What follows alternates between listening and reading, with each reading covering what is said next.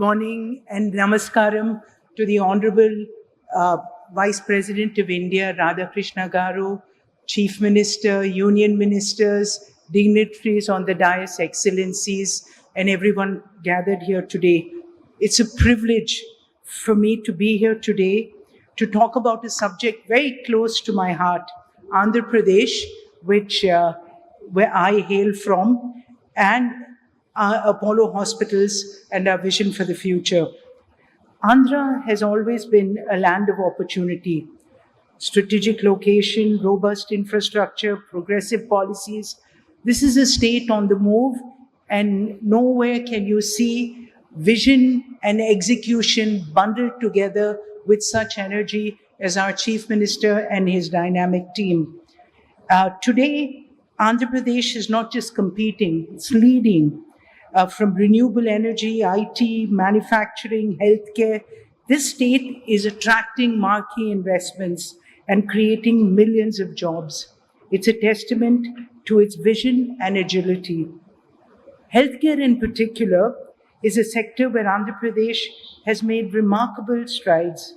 The state's focus on improving healthcare indicators, expanding medical education, leveraging technology for rural outreach is commendable. Initiatives like the Dr. NTR Vaidya Seva and the telemedicine programs have brought quality care closer to communities. And as we look ahead, the demand for advanced healthcare, infrastructure, specialized services is only going to grow. And this is where Apollo steps in. For over 4 decades, Apollo Hospital has been synonymous with world-class healthcare. Our mission has always been to make cutting-edge treatment accessible for every Indian. In this state, we're not just building hospitals, we're building a healthcare ecosystem. We have strengthened our presence in cities like Vizag, of course, Tirupati, Vijayawada, Chittoor, where we have hospitals, but we also have digital platforms. We're in districts, we're in villages of Andhra Pradesh. And this is a state where we have almost 21,000 people working in the Apollo family for this state. And these are all great jobs that are being created.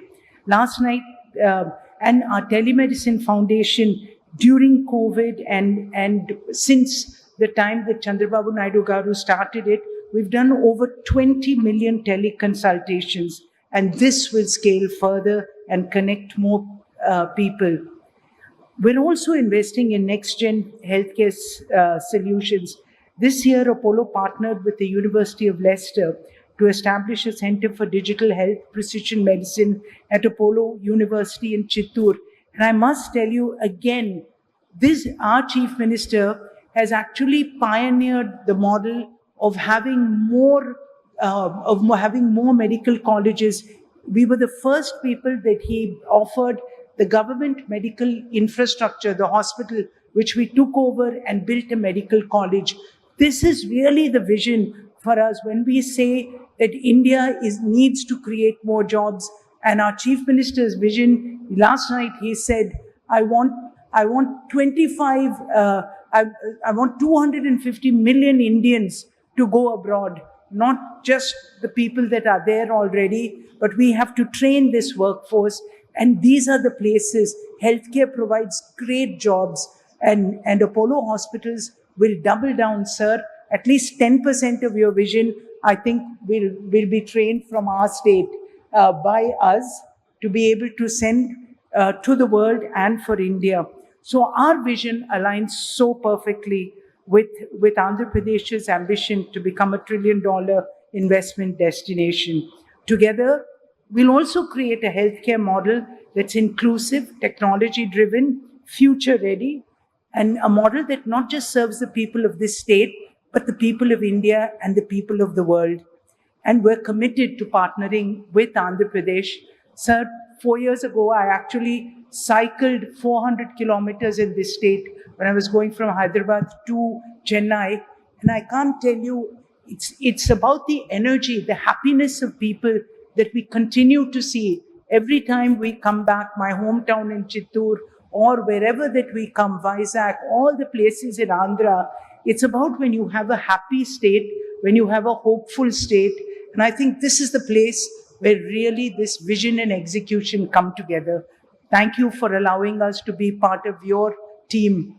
Thank you. Thank you, Ms. Shobna Kamineni. May I now invite Dr. Suchitra Kela, Vice President of CII, and request her to kindly give her brief remarks.